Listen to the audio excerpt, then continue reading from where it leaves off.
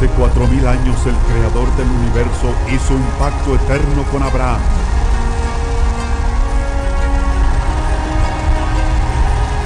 Toda la tierra, desde el Éufrates hasta el Nilo, pertenece a los hijos de Israel. Ondas de choque sacudirán la tierra cuando el cielo descienda para cumplir esa promesa. Todas las naciones que quieran interferir con ese pacto marcharán al campo de batalla contra el Todopoderoso.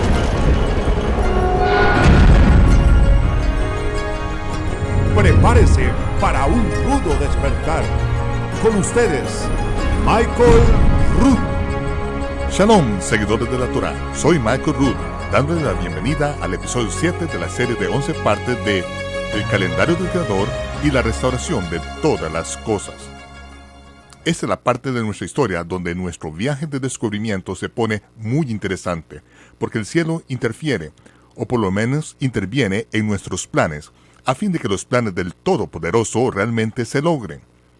Durante varios años fui conducido por el camino de descubrir el calendario del Creador. Yo había visto el cielo y la tierra moverse en muchas ocasiones para que se abriera puertas delante de mí, pero al final de nuestra gira por los Estados Unidos, que se suponía iba a culminar en nuestra grabación de enseñanza para la televisión, nos detuvimos en seco y fuimos enviados de vuelta a casa en Israel para grabar esas enseñanzas en la zona cero para la próxima gran tribulación. La palabra fue profetizada que saldría de Sión, y la Torá, las instrucciones, van delante desde Jerusalén para que nosotros, los hijos de la luz, no seamos ya más ignorantes de sus tiempos y sus estaciones. Acompáñame a mí y Nehemia Gordon en la región montañosa de Judea, a medida que seguimos dando a conocer el calendario del Creador y la restauración de todas las cosas.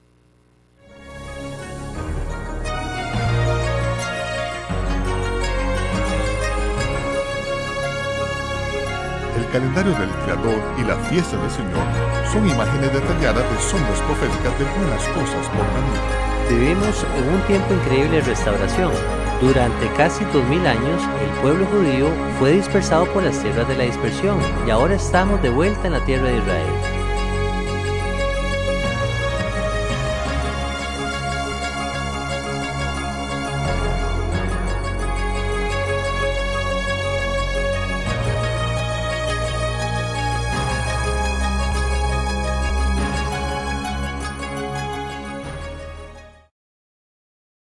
Parte de esta enseñanza podría titularse La restauración del calendario del Creador y el huracán Katrina. La razón por la que digo esto es porque Nehemia Gordon y yo estábamos de viaje en los Estados Unidos y habíamos establecido desde hace más de 2 meses de antelación filmar esta enseñanza en particular. Esta presentación especial es en un estudio de Slidell, Luisiana. Y entonces, cada noche, a medida que íbamos enseñando esto, estábamos haciendo los preparativos para estar allí en Slidell, Luisiana, donde todo se grabaría y allí luego se distribuiría a todo el mundo. Ahora, en los días antes de esta fecha, el huracán Katrina comenzó a hacer su camino a través del Golfo de México y de acuerdo con el arco que llevaba, parecía que iba a pasar justo por Nueva Orleans. Y nos reunimos con nuestro personal y oramos. Así que mientras estábamos orando, me imaginé que el huracán podría tomar un giro directo hacia el sur. Y entonces seríamos capaces de filmar como habíamos planeado en Slidell, Luisiana. Ahora bien, estamos a solo un par de días antes de que fuéramos a subir al avión y salir para nuestra grabación a Slidell. Me levanté como a las 4 de la mañana para ver lo que estaba pasando con el huracán y el locutor estaba mostrando una imagen de satélite con un gráfico de él que mostró que justo a las 12 de la noche anterior, mientras estábamos enseñando, el huracán dio un giro brusco en un ángulo de 45 grados y golpeó a Slidell, Luisiana.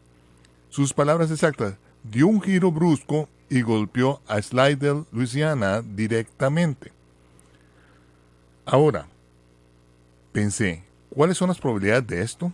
Dio un giro brusco y golpeó el slider al lugar donde se suponía que debíamos filmar esto. Bueno, mientras yo estaba enseñando la noche anterior, un señor vino a nosotros y nos dijo que él tenía la capacidad para filmar esto en caso de que las cosas se pusieran mal en Luisiana. Podríamos hacerlo en Sacramento, así que teníamos esto como una opción. Regresamos entonces a Sacramento y ese día, si algo podía salir mal, todo salió mal. Y después estuve enseñando alrededor de media hora y oí una voz que decía, esto no va a funcionar, esto no va a funcionar. Y yo estaba dispuesto a luchar contra ella. Saben lo que de donde sea esta voz viniera, no sé, pero sucedió 3 veces mientras yo estaba enseñando que esa enseñanza no iba a suceder aquí. Y luego nos enteramos a unos 15 minutos de la porción de Nehemia, después de que yo había hablado durante 2 horas, que de hecho hubo un fallo electrónico, y les dijimos, apaga las cámaras, todo ha terminado. Ahora bien, cuando llegué a Israel, tuve un sueño muy vívido. Esto no es uno de mis sueños normales. Esto no fue por comer pizza o cualquier otra cosa. Era un sueño que fue muy vívido. Me llevaron por encima de la tierra y yo estaba mirando hacia abajo en esa misma pantalla, viendo la fotografía satelital y viendo los 45 grados de ángulo como el huracán tomó ese camino y golpeó a Slidell. Y al mirar hacia abajo dije, ¿por qué el huracán tomó un giro brusco, tal como oramos, un giro brusco, pero golpeó directamente a Slidell? Y oí una voz que me dijo, el juicio del Todopoderoso va a cambiar tus planes para el ministerio. Entonces dije, mientras me imaginaba Sacramento, miré a Sacramento en el mapa, bueno, ¿por qué eso no funcionó en Sacramento? Hicimos todo lo posible para que esto funcionara en Sacramento. ¿Por qué no sucedió en Sacramento justo por la falla de San Andrés? Y otra vez escuché la voz que decía, el juicio del Todopoderoso va a cambiar tus planes para el ministerio. Y de repente era tan obvio, eso es exactamente lo que vimos. Y todo se fue aclarando. No era algo que yo puedo describir. Fue solo al saber en ese momento que era, y es tan obvio, estaba ahí, es tan real. Y entonces dije, ¿por qué no lo viste antes? Y la voz dijo, porque no se suponía que lo vieras antes. Ahora necesitas saberlo. Necesitas saberlo. Señoras y señores, con todo lo que hemos tratado de hacer para lograr traerles el calendario del Creador, el cálculo del tiempo del Creador, de modo que ustedes no sean ignorantes de sus tiempos y sus estaciones, de modo que ustedes sabrán que el Todopoderoso gobierna el universo por medio de su calendario, por medio de su reloj, y Él cumplirá sus fiestas en su marco de tiempo. Y ahora todo se está haciendo desde la tierra de Israel, porque ese es el mismo lugar que el Todopoderoso dijo que en los últimos días que la Torá, las instrucciones saldrán de Sión, su palabra saldrá de Jerusalén en torno a las naciones del mundo, y ustedes están a punto de verlo, porque esta vez los dolores de parto de la aflicción vendrán sobre la tierra. Ustedes están viviendo en esos días. Y si las cosas se ven como aterradoras ahora mismo, no se preocupe demasiado, porque se van a poner mucho peor.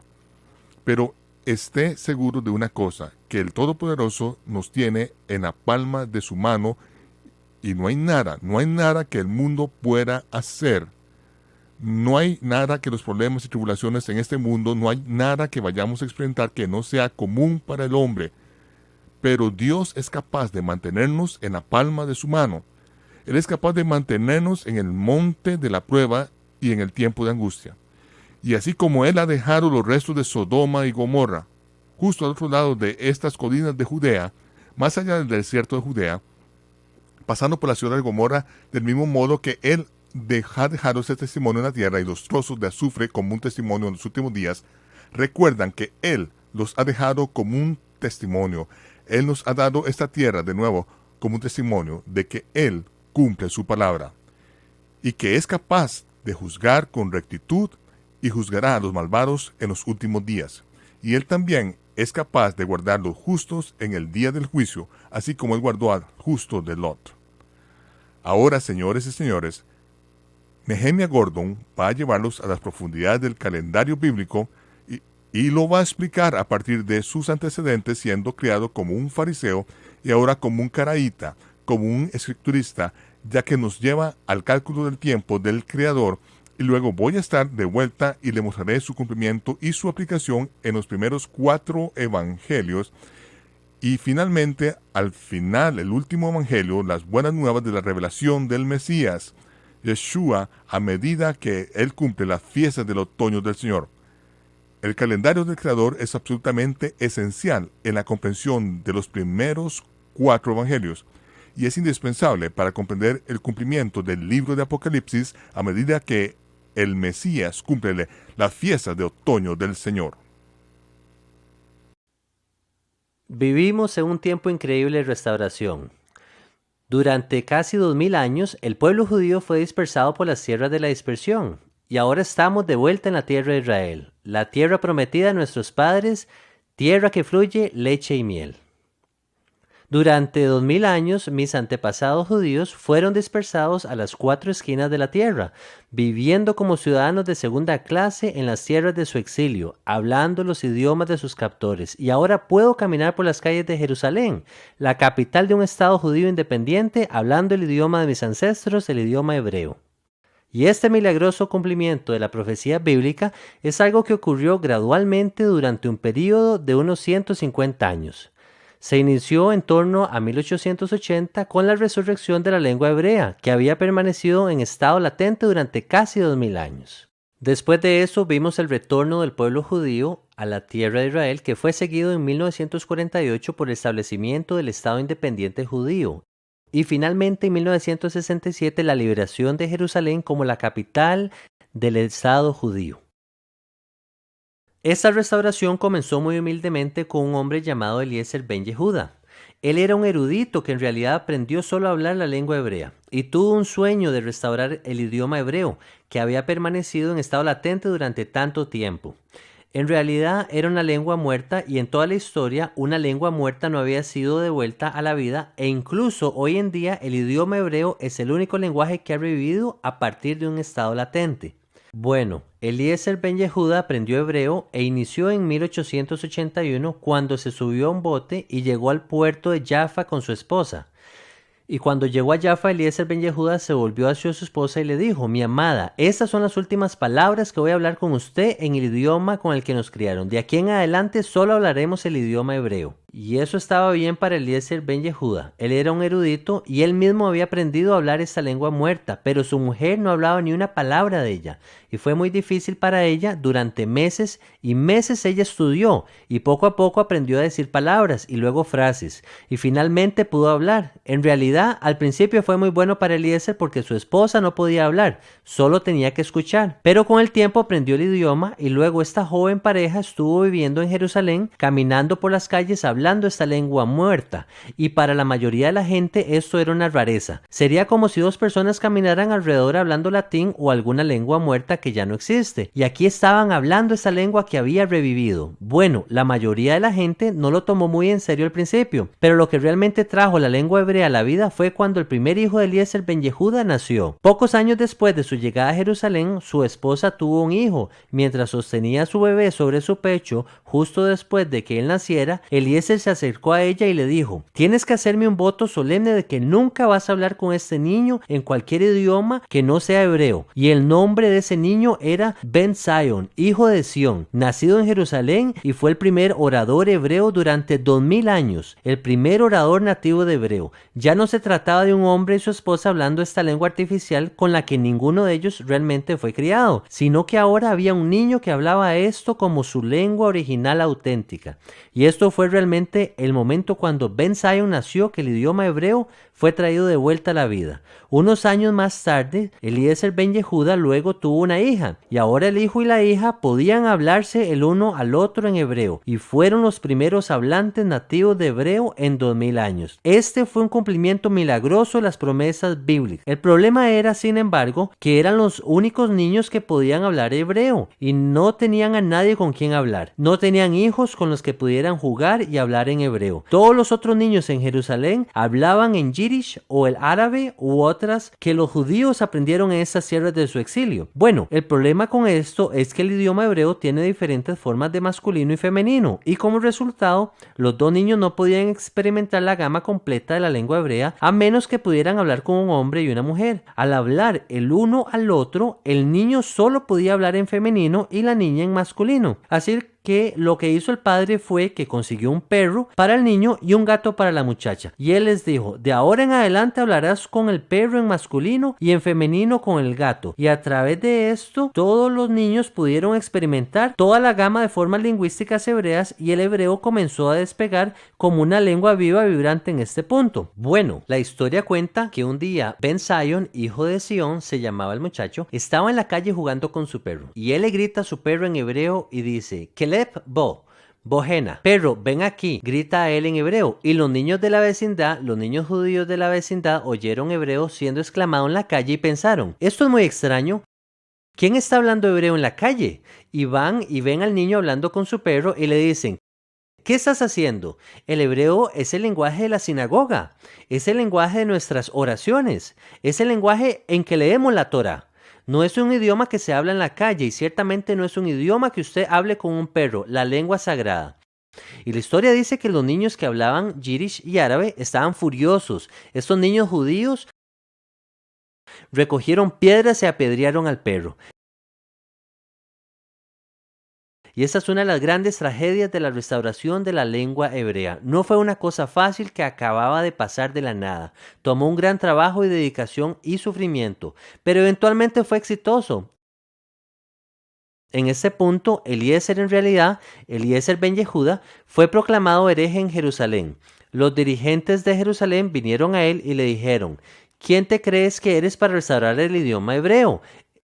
Eso fue lo que ellos le dijeron. Ellos dijeron: Dios nos ha enviado al exilio, arrancó el lenguaje de nosotros, solo Dios puede restaurar ese idioma. ¿Quién te crees que eres para restaurarlo? Bueno, Eliezer perseveró, y lo mismo hicieron sus hijos y su esposa. Y finalmente, después de unos 50 años, una generación creció hablando la lengua hebrea como lengua materna. Y hoy en día, generación tras generación, se ha levantado 125 años más tarde hablando la lengua hebrea. Hoy en día, estamos experimentando algo similar en la restauración del calendario bíblico. Lo que Eliezer Ben Yehuda pasó hace 125 años, ahora lo estamos pasando nuevamente en las últimas décadas a medida que el calendario bíblico está siendo restaurado. Y la gente dice: ¿quién te dio autoridad para restablecer el calendario bíblico? Dios nos envió al exilio. Solo Dios puede restaurar ese calendario, y hasta que Él restaure el calendario tenemos que continuar siguiendo los calendarios del exilio hechos por el hombre. Ahora, muchos de ustedes que están escuchando esto puede que no sepan de lo que estoy hablando. Puede que no se den cuenta que el calendario moderno, seguido por la mayoría de judíos de hoy, no es realmente el calendario bíblico. Y de hecho, cualquier judío con cualquier tipo de educación judía sabe que el calendario judío moderno fue establecido por Hillel II. Hillel II fue un rabino que en el año 359 convocó el Sanedrín, el Consejo de Gobierno Supremo de los Fariseos, y lo convocó porque los fariseos estaban en una gran crisis. Los romanos habían emitido una proclama aboliendo el Sanedrín, y así, antes de que el Sanedrín fuera abolido, antes de que los judíos, los últimos judíos que quedaron de la tierra de Israel, fueran al exilio, Hillel II convocó al Sanedrín para una reunión de emergencia, su última reunión, para decidir qué harían acerca del calendario bíblico. Hasta ese momento, el calendario bíblico había estado funcionando basándose en el calendario agricultural astronómico en la tierra de Israel, y ahora los judíos habían sido expulsados a las tierras del exilio. Así que Hillel II le dijo al Sanedrín: necesitamos usar un sistema en las tierras del exilio. Si estamos viviendo en Eslovenia California o Marruecos, miles de kilómetros lejos de la tierra de Israel, no podemos ver bien la luna nueva o la agricultura en la tierra de Israel para seguir el calendario bíblico. Y entonces lo que Hillel II hizo fue que estableció un sistema de aproximación, un sistema que conjeturaría cuándo serían los tiempos bíblicos. En el calendario bíblico, los años se basaban en la maduración de la cebada Abib y los meses en la visibilidad de la luna nueva. Para los años, Hillel II instituyó un ciclo calculado de 19 años que era una conjetura, una aproximación que no es tan mala para la tecnología de esos días. Esta estaba correcta cerca de 66% de las veces. Si usted está a miles de kilómetros de Israel y no sabe lo que está pasando en la tierra, es una suposición bastante buena. Y él hizo algo similar para el calendario, para los meses del calendario. En lugar de que cada mes comenzara con el avistamiento de la luna nueva en la tierra de Israel, comenzaría sobre la base de un cálculo promedio de conjunción, con un cálculo del promedio de conjunción, que de nuevo era tecnología de punta en aquella época, y le dio una buena estimación de aproximación de cuándo serían los tiempos bíblicos. Y desde el principio, Hillel II dijo que este sería el calendario que se utilizaría durante toda la época del exilio hasta que los judíos regresaran a la tierra de Israel y el Mesías reconstruyera el templo. Hasta ese momento los judíos seguirían este sistema aproximado y solo cuando el Mesías viniera el calendario bíblico sería restaurado. Hoy estamos de vuelta en la tierra de Israel. La comunidad judía más grande del mundo está en la tierra de Israel, ya no en la tierra de la diáspora. Y surge la pregunta, ¿por qué no hemos de volver al calendario bíblico? Y esa es la pregunta que mucha gente comenzó a hacer hace unos 20 años y comenzaron a mirar las lunas nuevas y a mirar la cebada Abib, los ciclos agrícolas de la tierra, y a reaprender esto gradualmente que se había perdido después de más de 1000 años, para restituir el calendario bíblico, para continuar siguiéndolo, para continuar donde habíamos quedado. Ahora, el calendario bíblico, como he mencionado, se basa en un ciclo de meses y un ciclo de años. El ciclo de los meses es bastante simple, un mes lunar. El mes lunar se basa en la observancia de la luna nueva y el mes lunar podría ser de 29 o 30 días. La forma de determinar la duración del mes es, después de 29 días, usted sale y observa la luna. Si usted no ve la luna nueva, entonces la noche siguiente es de forma predeterminada luna nueva. ¿Por qué? Porque sencillamente con el ciclo lunar solo puede haber 29 o 30 días. Recuerdo cuando aprendí esto hace años, cuando yo era muy joven, de hecho, y estaba creciendo en la diáspora, en los Estados Unidos. Y recuerdo muy claramente que para cada fiesta bíblica, mi familia en realidad observaba cada día de fiesta durante 2 días. Y esto se llama Yom Tov Sheni. Cualquier judío que vive en la diáspora sabe lo que esto es. Y lo que eso significa es que, por ejemplo, si en Levítico 23 se nos mandó a celebrar la fiesta de Shavuot, o en español Pentecostés, por un día, entonces el judío en la diáspora la guardaría por 2 días. Y recuerdo que le pregunté a mi padre, ¿por qué estamos guardando esto por 2 días? Había empezado a leer Levítico y vi que era solo un día de fiesta de un día. Y lo mismo con la fiesta de los panes sin levadura. El primer día y el séptimo día es de día de descanso, de no trabajo. Así que en mi familia haríamos el primero y el segundo, y luego el séptimo y el octavo. ¿Por qué estábamos haciendo esto por 2 días? Le pregunté a mi padre. Y él me explicó que en un principio los judíos buscarían la luna nueva en toda la tierra de Israel. Luego vendrían e informarían de que la luna nueva fue vista en Jerusalén, y luego una proclamación saldría de Jerusalén anunciando al mundo que la luna nueva fue vista. Sin embargo, si usted vivía muy lejos en el exilio, usted realmente no podía saber si la luna fue vista en esas tierras distantes de Israel.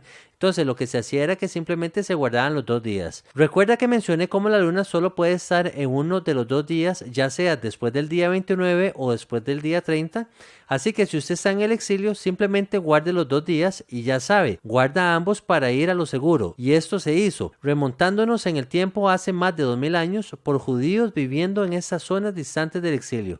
Explicaba mi padre, los judíos en el exilio, es decir, en las tierras de la diáspora, continúan siguiendo el segundo día de cada fiesta bíblica. Y yo le dije, bueno, espere un minuto, hoy tenemos, esto es, antes del internet. En ese entonces teníamos teléfonos. Le dije, papá, tenemos teléfonos, ¿por qué no llamamos a la tierra de Israel y averiguamos cuándo vieron la luna nueva? Y él me explicó que en realidad hoy nadie observa la luna nueva ya más. Hillel II llegó en 359 y con el último Sanedrín instituyó este calendario calculado, por lo que en realidad hoy sabemos calculamos con cientos de años antes de anticipación cuándo el día de luna nueva se espera que sea y si la luna nueva aparece en ese día o no. Es considerado día de luna nueva. Y yo dije, bueno, ahora estamos de vuelta en Israel. Estuvimos viviendo en la diáspora, pero hay judíos de vuelta en Israel. ¿Por qué no volvemos a seguir el calendario bíblico? E incluso si seguimos este calendario de Gilel 2, ¿por qué estamos guardando el segundo día por cada día de fiesta bíblica? ¿Qué tiene que ver con que usted no sabe cuándo la luna se veía cuando nadie ni siquiera está mirando la luna? E incluso cuando la luna se ve, usted se rige por ese cálculo